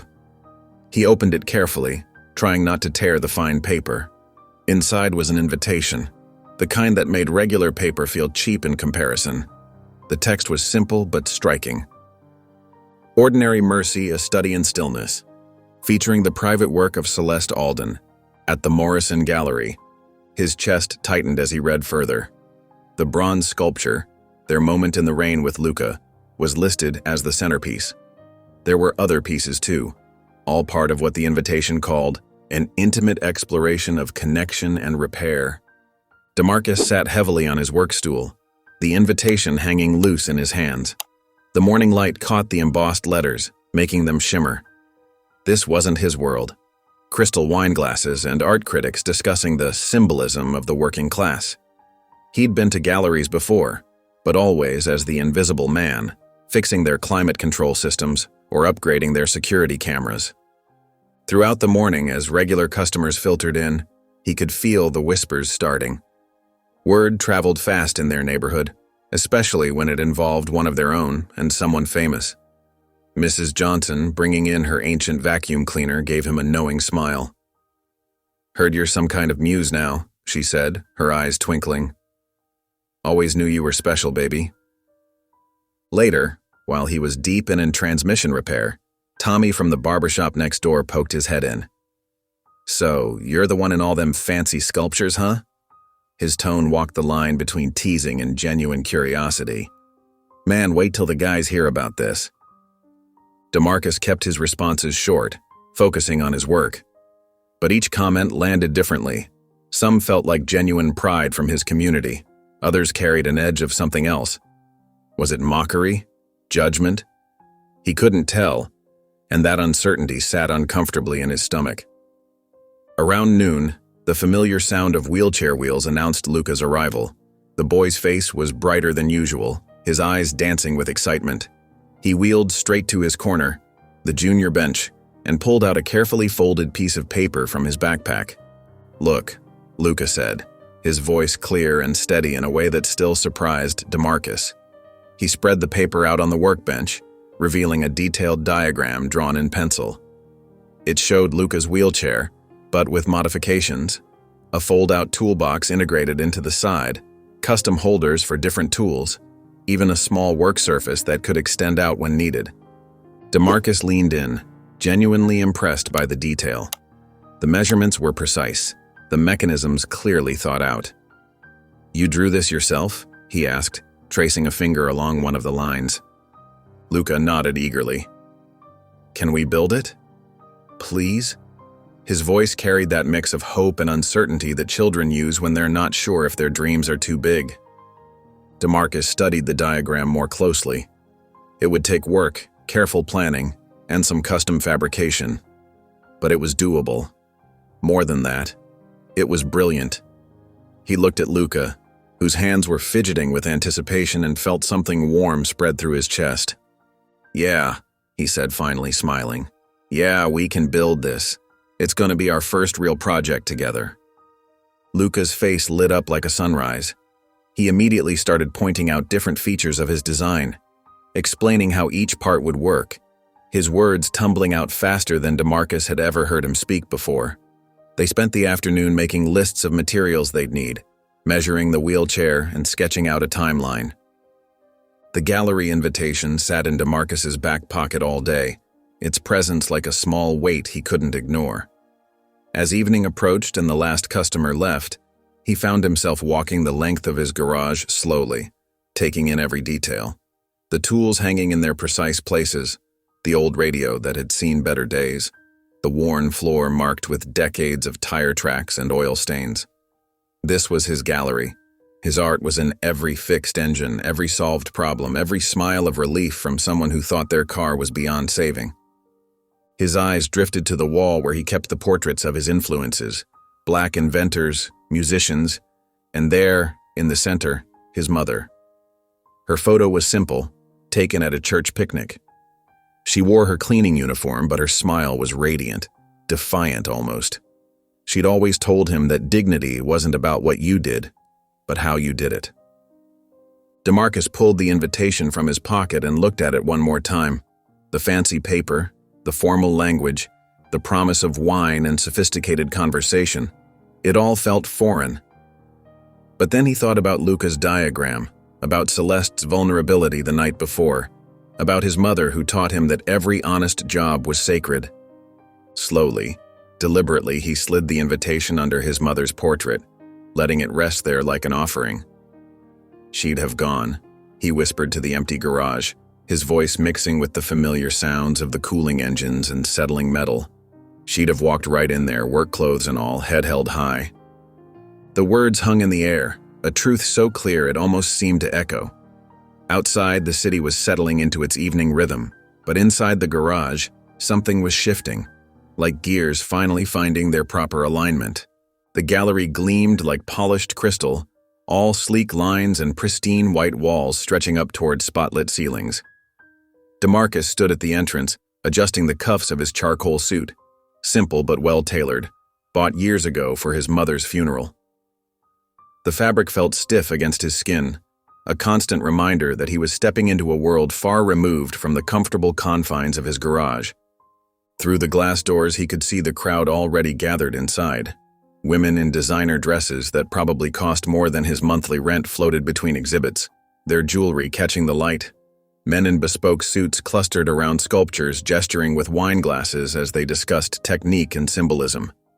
The sound of soft jazz filtered out, not the raw, soulful kind that played in his shop, but something smoother, more sanitized. DeMarcus took a deep breath, remembering his mother's words about dignity. He straightened his shoulders and walked in, the door opening with a soft whoosh of climate-controlled air. Immediately, heads turned. Some glances were curious, others dismissive. A few people seemed to recognize him from the sculptures, their whispers following in his wake. The gallery space was massive, with floor-to-ceiling windows offering views of the city lights below. Various sculptures were arranged throughout, some abstract, others hauntingly realistic. But they all carried Celeste's distinctive touch, that ability to capture emotion in cold material. Photography wasn't allowed, but that didn't stop the occasional flash from phones discreetly raised. Near the center of the room, Celeste stood in a simple black dress that somehow made her look both approachable and regal. Her usual cool reserve was present, but DeMarcus could see the slight tension in her shoulders, the way her fingers kept adjusting the stem of her untouched wineglass. She was speaking with a group of what appeared to be critics, their notebooks and intense expressions giving them away. Their eyes met across the room. For a moment, neither moved. Then Celeste gave him a small, genuine smile, not the polished one she'd been offering to guests all evening. Before either could approach the other, a bell chimed softly through the space.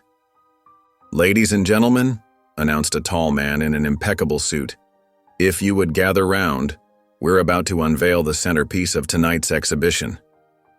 The crowd shifted, forming a loose semicircle around a large shape draped in white cloth.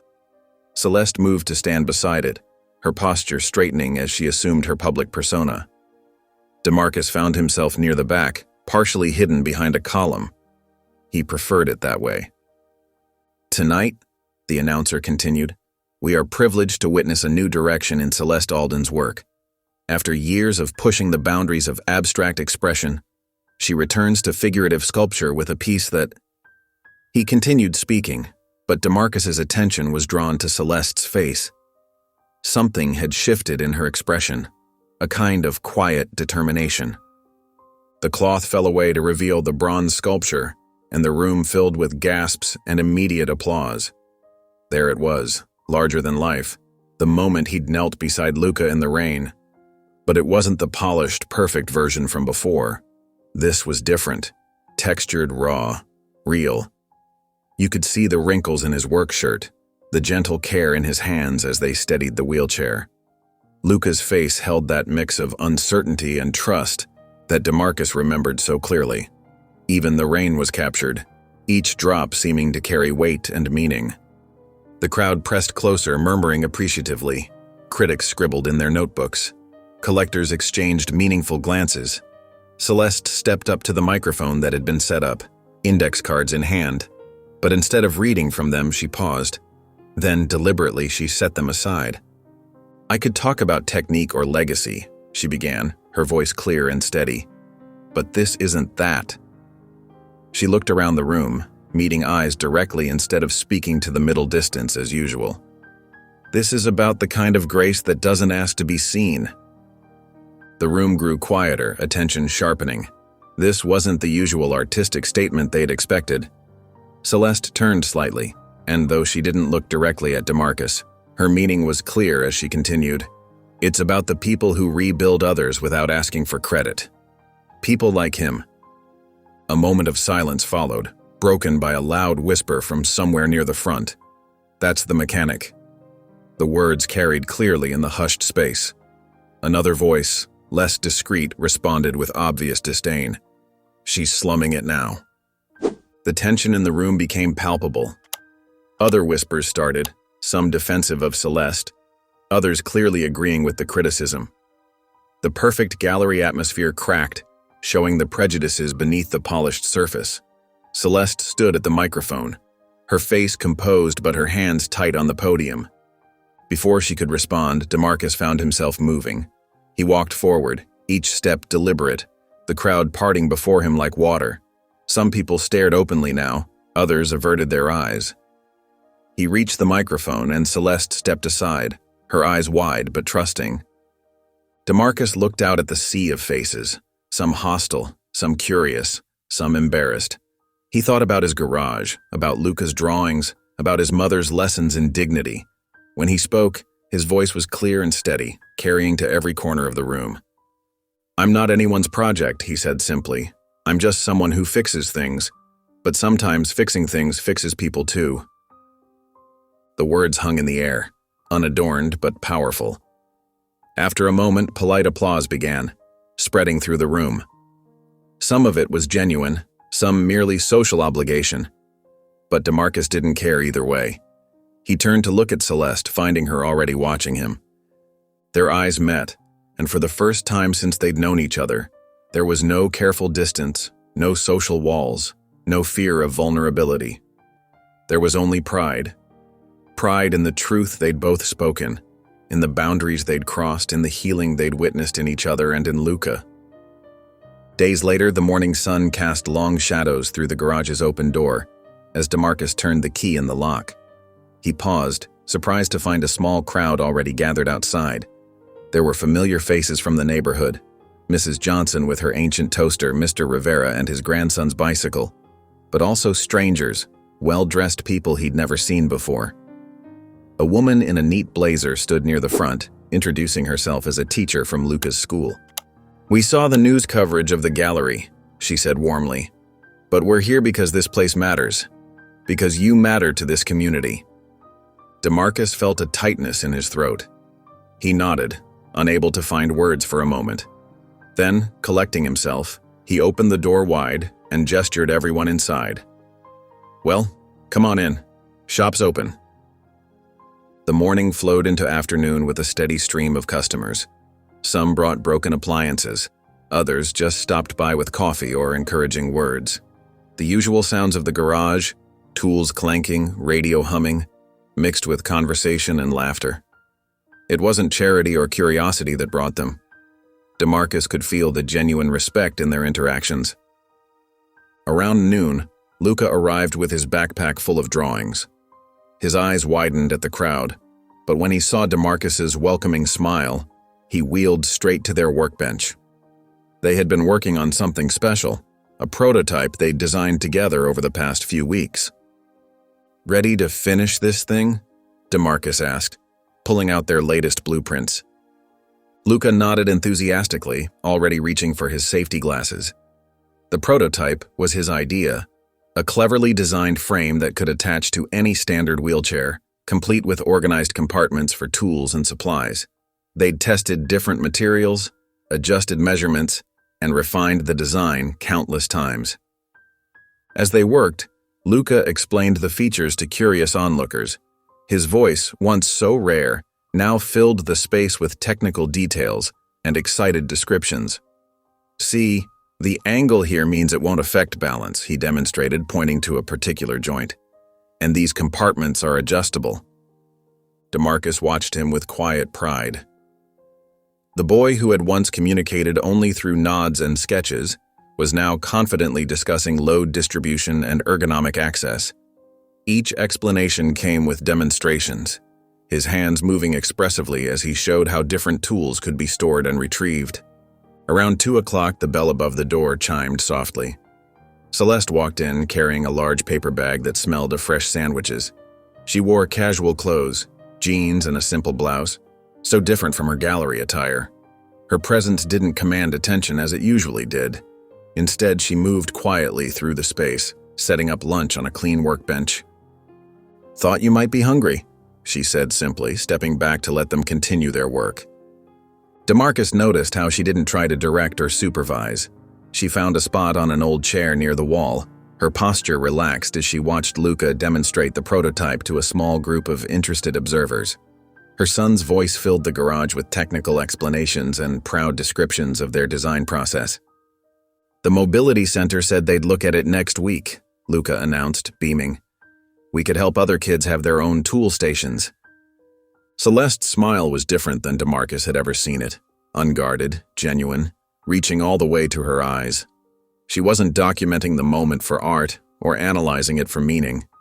She was simply present, watching her son shine in this space that had become a second home. The afternoon passed in a blur of productivity and warmth. They finished the final adjustments to the prototype, testing each component carefully. The crowd thinned gradually, leaving behind a sense of community that seemed to linger in the air like the fading sunlight. As evening approached, DeMarcus began his closing routine, wiping down tools, sweeping metal shavings, checking the locks. Luca had gone home with his driver earlier, proudly carrying the finished prototype for one final night of testing at home. Celeste stayed, helping to straighten up in comfortable silence. When the last customer left, they found themselves sitting on the concrete steps outside the garage, watching the sunset paint the sky in shades of orange and purple. The evening air was cool, carrying the scent of motor oil and distant rain. "Thank you," Celeste said softly, her voice carrying more weight than the simple words suggested. "Not for the help, or the prototype, or any of that. For seeing him. For seeing who he really is." She paused, her fingers tracing abstract patterns on the step. "For seeing me."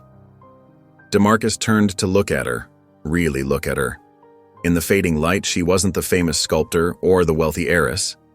She was just Celeste, a mother learning to trust again, an artist finding her way back to authentic expression, a woman sitting on garage steps with grease-stained hands. "I see you, Celeste," he said quietly, his voice steady and sure. "And I'm not afraid of it anymore." The words hung between them, honest and unadorned.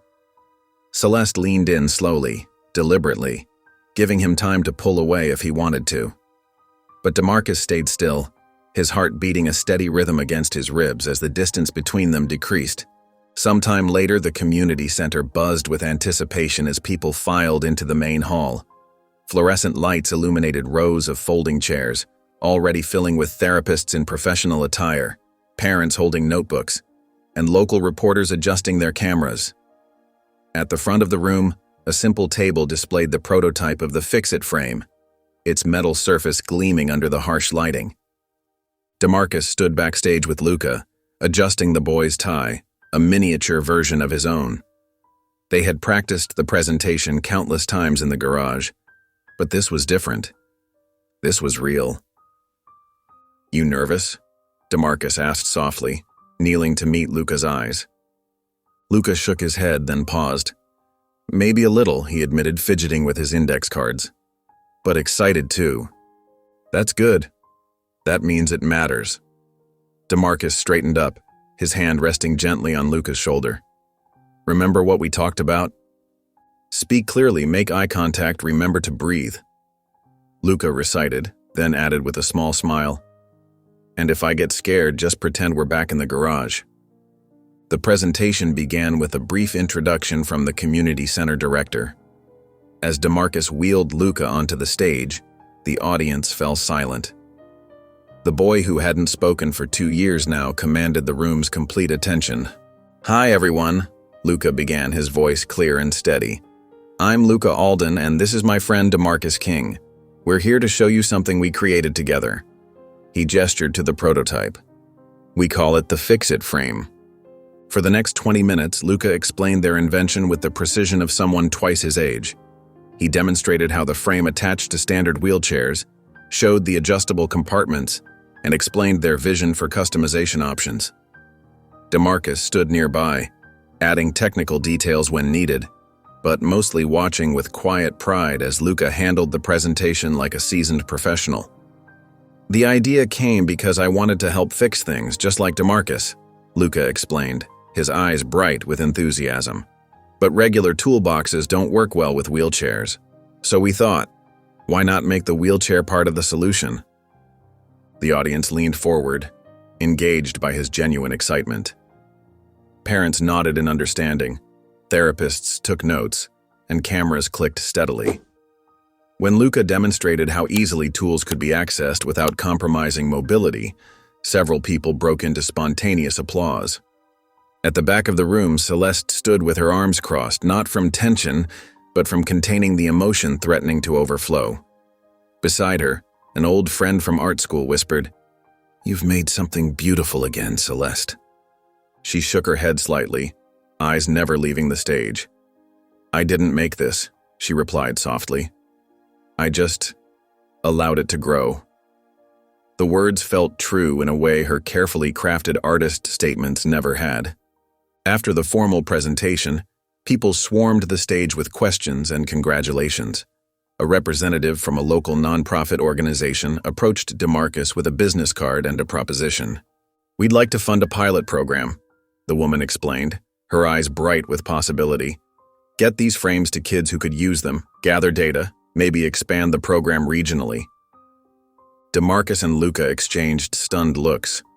This was bigger than either had imagined when they'd first sketched out the design on a greasy notepad in the garage. As the crowd thinned, DeMarcus found himself drifting toward the refreshment table where Celeste stood, absently stirring a cup of punch she hadn't drunk. The question he'd been holding back for weeks finally surfaced. "Why'd you really start protecting the shop?" he asked, his voice low enough for only her to hear. Celeste set down her cup, considering her words carefully. "Because the world doesn't leave space for men like you," she finally said, meeting his eyes. "And I wanted to change that. Just a little." The simplicity of her answer, its raw honesty, struck him deeply. Around them, people chatted and moved about, but in that moment, they might as well have been alone in the room. DeMarcus looked at her, really looked at her, and saw past the carefully maintained facade to the woman who had been brave enough to let her son find his voice in a stranger's garage. Without ceremony or hesitation, he reached for her hand.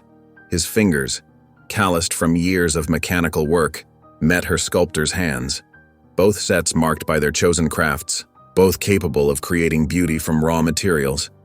The touch wasn't showy or dramatic. They didn't need to announce anything to the crowd around them. It was skin on skin, warm and real and present.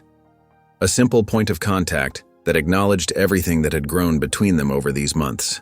"Yes," DeMarcus said, his voice carrying the weight of certainty. "To all of it." They stood there together as the noise of the crowd faded into background static. The smell of punch and coffee, the fluorescent lights, the scattered applause for another group of presenters. It all became secondary to this moment of connection. They weren't a famous sculptor and a neighborhood mechanic anymore. They were just two people who had found something unexpected and true in each other's presence. Across the room, Luca sat surrounded by admirers, explaining the finer points of his invention with growing confidence. He glanced over at his mother and DeMarcus, their joined hands, their quiet smiles. His own smile grew wider, more certain, as if seeing something he'd known all along finally come into focus. 3 weeks passed like a gentle breeze, each day bringing small changes to the rhythm of life at DeMarcus's garage. The morning sun cast long shadows through the open bay doors when Celeste walked in, transformed from her usual polished appearance. She wore a simple denim jacket, her hands bearing traces of dried clay, her hair pulled back in a casual ponytail. In her arms, she carried something wrapped carefully in cream-colored linen. The familiar scent of motor oil and coffee filled the air as she made her way to DeMarcus's workbench. A few regular customers nodded in recognition. She wasn't a stranger anymore, just another part of the garage's daily life. DeMarcus looked up from the engine he was working on, wiping his hands on a red shop rag. "It's done," Celeste said simply, placing the wrapped object on the cleared space of his bench. Her voice carried both pride and vulnerability, the tone of an artist sharing something deeply personal. Together, they unwrapped the linen to reveal the final version of Ordinary Mercy. The bronze sculpture caught the morning light, its surface a perfect balance of smooth curves and intentionally rough textures. Every detail had been refined: the gentle slope of DeMarcus's shoulders as he knelt beside Luca, the careful positioning of his hands, the subtle expression of wonder on the boy's face. But what drew DeMarcus's attention was the base. Etched in elegant, flowing script were words that made his breath catch. "Black hands build futures they may never be invited into." His mother's words, spoken on countless evenings as she returned home from cleaning other people's houses, her own hands raw from harsh chemicals, but still gentle enough to teach him about dignity and perseverance. "How did you—" he began, his fingers tracing the letters. "Luca remembered," Celeste explained softly. "From when you told him about her." The drive to the local cultural museum was quiet, filled with the weight of shared understanding. The sculpture, carefully wrapped again, rested in the back seat. Security guards and museum staff greeted them at the service entrance, treating the piece with reverence as they helped transport it to its permanent location in the main hall. The installation ceremony drew a diverse crowd. Community members from DeMarcus's neighborhood sat alongside art critics and museum benefactors. Local kids who'd had their bikes fixed at his shop whispered and pointed at the covered sculpture. Celeste's agent stood near the back, phone in hand but unusually silent. When the museum director offered Celeste the microphone for opening remarks, she shook her head and gestured to DeMarcus. The crowd shifted, surprised, as he stepped forward. He stood there for a moment, taking in the faces before him. Faces that represented every part of his world, from the elderly woman whose toaster he fixed monthly to the critics who'd questioned his presence in Celeste's artistic sphere. "This piece isn't about being a muse," he began, his voice steady and clear. "It's about showing up, about staying grounded when the world wants to lift you up or push you down." He paused, gathering his thoughts. "My father left when I was young, but my mother, she taught me that fixing things was sacred work. She cleaned houses her whole life, but she made sure I knew that black hands could create beauty, could heal what's broken." The crowd listened intently as he continued, speaking about the shop, about the community that had shaped him, about the unexpected ways life brings people together. When he mentioned Luca, his voice softened with affection. "People ask me if I saved him," DeMarcus said, glancing at the boy who sat beaming in the front row. "But that's not what happened. Luca saved himself. I just opened the door and let him walk through it at his own pace." The applause that followed wasn't the polite patter of cultural obligation. It was genuine, heartfelt, the sound of truth being recognized and honored. Even the skeptics who had dismissed him as Celeste's temporary fascination joined in, moved by the authenticity of his words. As the crowd dispersed into smaller groups for the reception, Celeste and DeMarcus slipped away. They drove back to the garage in comfortable silence, the evening air warm and sweet with early summer. Luca had gone ahead of them, eager to work on his latest project. They settled on the worn concrete steps outside the garage, shoulders touching lightly. Inside, they could hear Luca moving around, the occasional clinking of tools punctuating the quiet. The neighborhood was peaceful. Kids playing basketball down the block, someone's wind chimes singing softly, the distant rumble of trains. "You ever think about staying?" DeMarcus asked, his voice carrying no pressure, just genuine curiosity. The question hung in the air between them, full of unspoken possibilities. Celeste turned to look at him, her eyes clear and honest. "Every day," she answered simply. DeMarcus didn't respond with words. Instead, he reached for her hand, the same way he had that day at the community center, but with the ease of familiarity now. She took it without hesitation, their fingers intertwining naturally, comfortably. The moment was interrupted by static crackling from inside the garage, followed by Luca's voice through what was clearly a repaired walkie-talkie. "You guys coming in or what?" "I built a new thing." They both laughed, the sound mixing with the evening air. Still holding hands, they stood and headed inside to see their boy's latest creation. The autumn breeze carried the scent of motor oil and hope through the newly expanded garage. 6 months had transformed DeMarcus's shop in subtle but significant ways. The worn brick exterior remained unchanged, its familiar patina telling stories of decades past, but the addition of a new wing spoke of fresh beginnings. A hand-painted sign hung proudly over the entrance, "The Junior Bench, in honor of fixers." Inside, the space hummed with activity. The old radio still crackled with Nina Simone's soulful voice, but now it competed with the sound of young voices and clinking tools.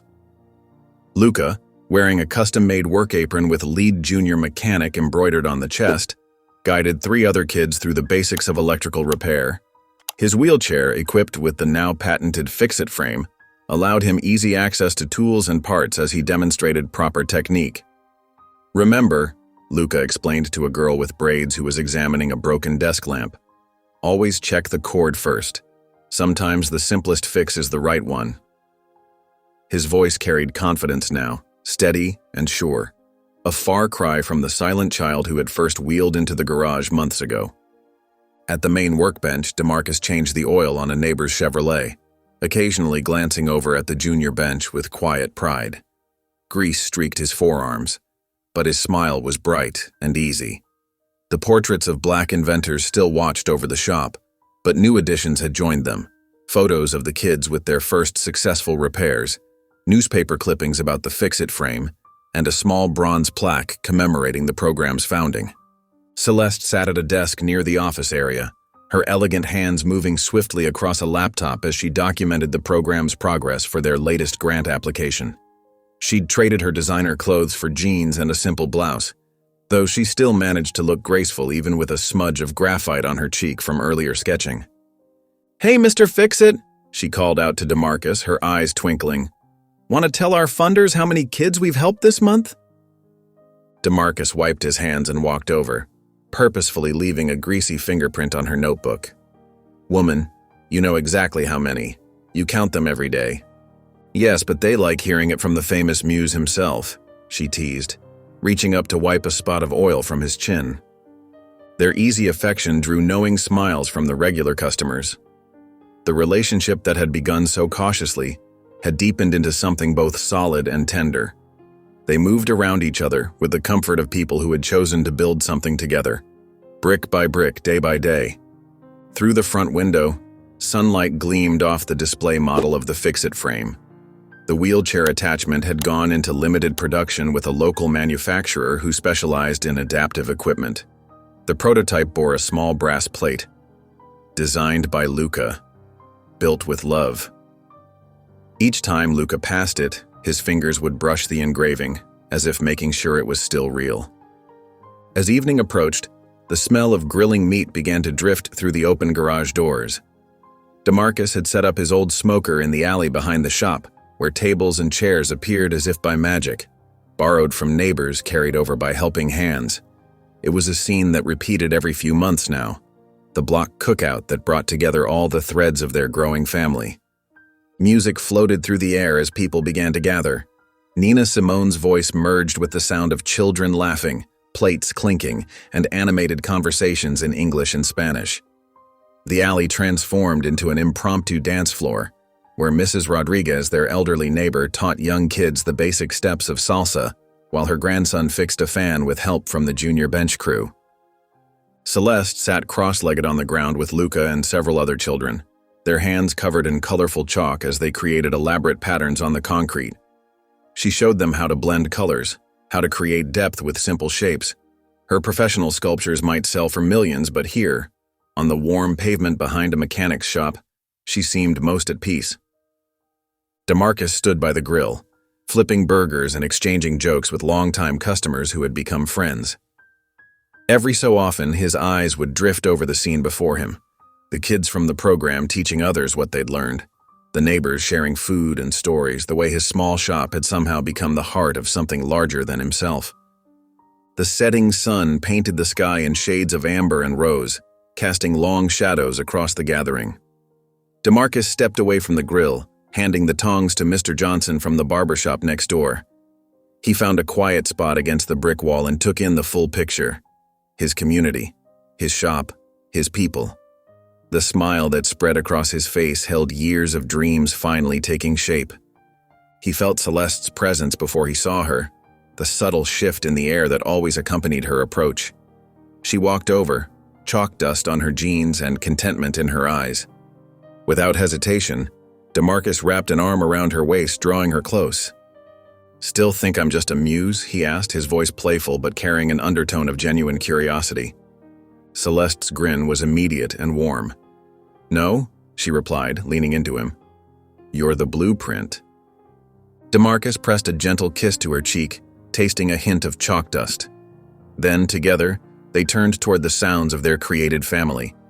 The laughter of children discovering their capabilities, the rhythmic tapping of tools finding purpose, and the music that seemed to hum beneath it all, binding every moment into a symphony of ordinary grace.